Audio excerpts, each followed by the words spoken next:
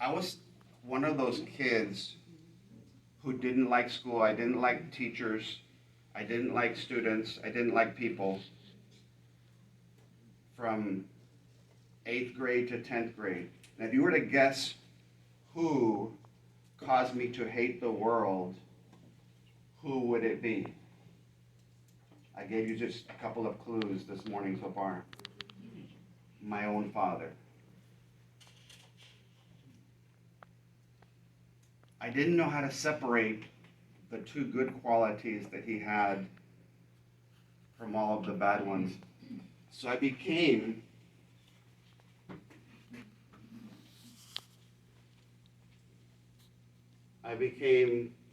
a mini-me, a minion of my father.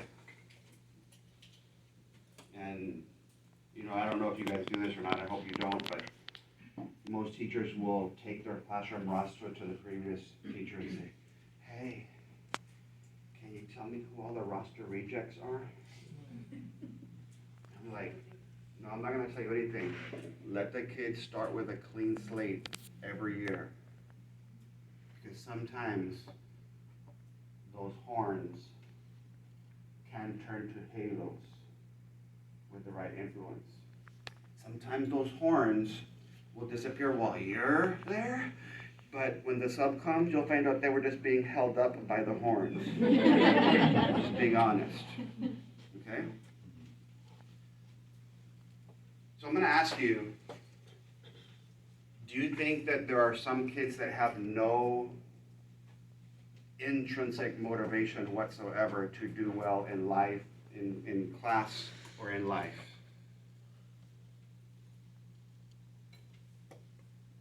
What's the opposite of intrinsic? Can you write those two words down for me? Intrinsic motivation and extrinsic. Go ahead and say them in alphabetical order, please. Yeah. For 90% of the world, unless I have extrinsic motivation, something outside of myself to push me to succeed or excel, comma, I am not going to internalize the habits that they're trying to reproduce and recreate in me over and over without thinking, if that makes sense. So sometimes we're going to need extrinsic motivation. I remember at training, I was in Fremont. You guys been there?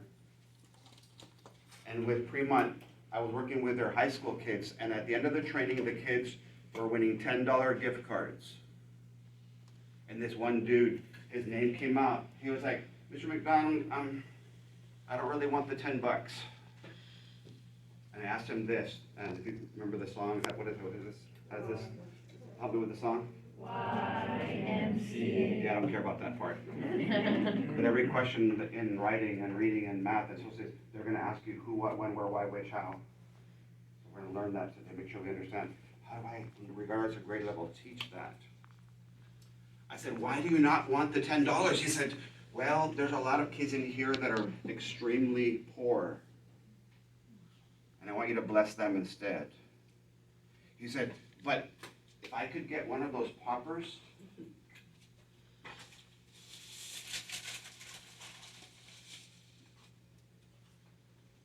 these are very expensive at Walmart, 10 for $1.47. He said, if I can pop another popper, I would really appreciate it. I'm like, dude, do you know how many poppers you can buy for 10 bucks? It was like, no, sir. I need immediate gratification.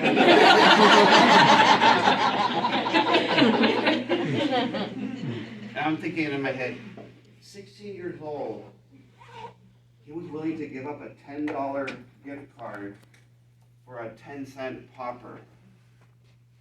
So you've got to figure out, if you can help me with this idiom, which carrots to what?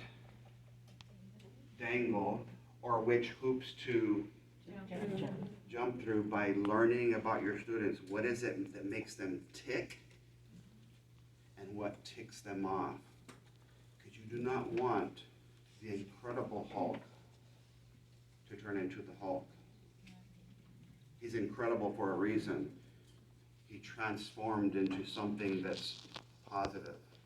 Be honest with me, how many of you have or had or will have some kids with some anger issues? Raise your hand.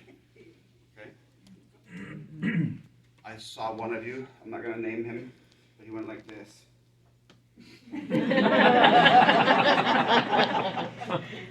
So let's repeat after me. Have patience, or you'll become one.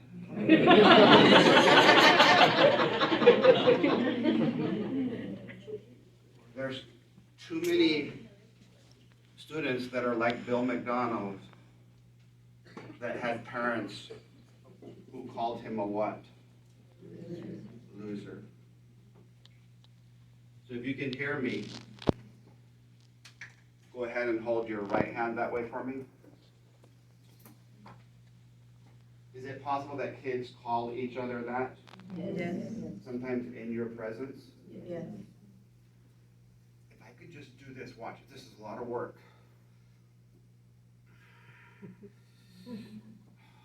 It suddenly changes the meaning of the sign language. Whisper to your neighbor what that means in sign language, please.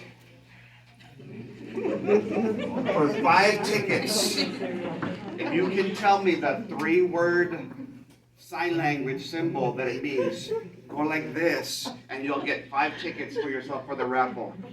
If you're wrong, no one in your section will get tickets for the rest of it. Make sure you're double check. You double check with a neighbor. All right, Panchito. What does it mean? That's nice, but what does... I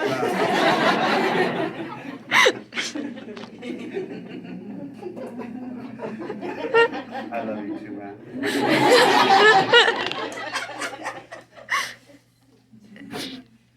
At North San Juan, my principal said, Dr. Bardwell, do not touch the kids, Mr. McDonald. I said, you'll have to fire me. Because if their love language is touch, and the only touch they're getting at their house is a punch in the face or a beating, then they're going to be starved in the language that maybe they need. So I stood at my door outside. I said, I'm not going to do anything in the classroom, but the door will be open, and this is their choice. So just, your first name? Marcelino, have a great day.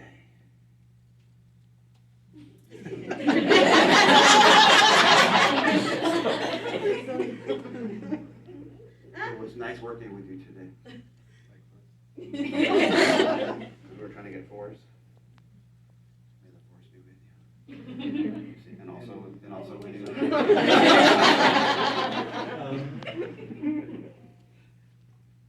And the ones who wanted to could give a, what do you call the food? Side hug. And then I said, Marcelino, come, capital.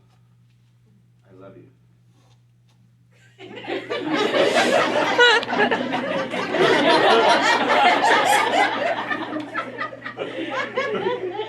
You'll make sure, if you only knew what I've done today. Kids would tell me, Mr. Reno, don't say I love you. I don't deserve it. And I said, well, I don't say I love you based on some criteria. I don't check the 12 commandments. Because Jesus added to that, said, love the Lord your God with all your heart, your mind, your soul, and your strength, and love your neighbor as much as you love yourself. And one of the gaps that kids are missing in life, if I'm being honest and real, you paying me to be honest, is character. And church is one place that I can learn character if I'm not learning it at home. Does that make sense? So when I say I love you to him, he might not be used, They might not be used to it.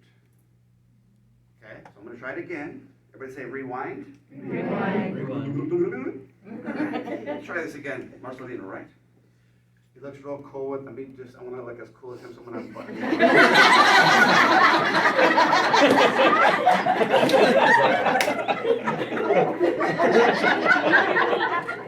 and then, just go with it. Just watch with me, Marcelino. This was North San Juan the last 5 years. Ready? And then do a little bit of this, Marcelino. I'm like, hey, what are we doing? Sir, it's que we have a comma, our belt, and then we have our fanboys. So if you teach grammar, you know what I'm talking about. I was like, what do you mean? What's que? Sir, it's que your shirt is an independent clause. You got it from an independent closet. And you got your pants, another independent closet. And so you can say, repeat after me, everybody. Capital. Capital. I really love this training. I really love this training. Comma. But. Those are my fanboys. Some of his strategies are too weird for me. Period. Weird is just an opinion. That's why I made a circle around my head, so because kids can't tell the difference between facts and opinions. Okay? And I saw Marcelino. I was like, no, Marcelino, the comma, because there's those kids. I don't know if you've ever seen them. Their belt is way down here. Marcelino, it's not, I love this training, but comma. So I would have to go pull their pants up. I say, no, it's comma, and then the butt, and then your independent clause. Then your stop sign called a period. Sir, what's a period? I've never used one. It's que my parents go on the expressway and they never stop. I write an essay, I never stop. Yeah, it's called a period. It's red. Stop at the end of the sentence. So Marcelino, I want you for 5 tickets. I'll double it to walk back to your desk the Marcelino way, going all the cholo-ness, all the. See what she got.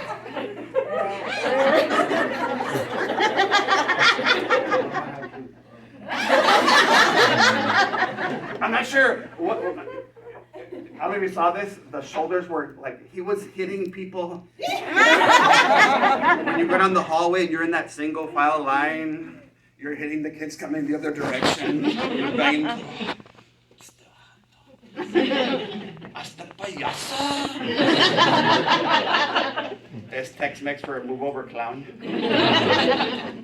So 10 tickets. Give him a hand, please.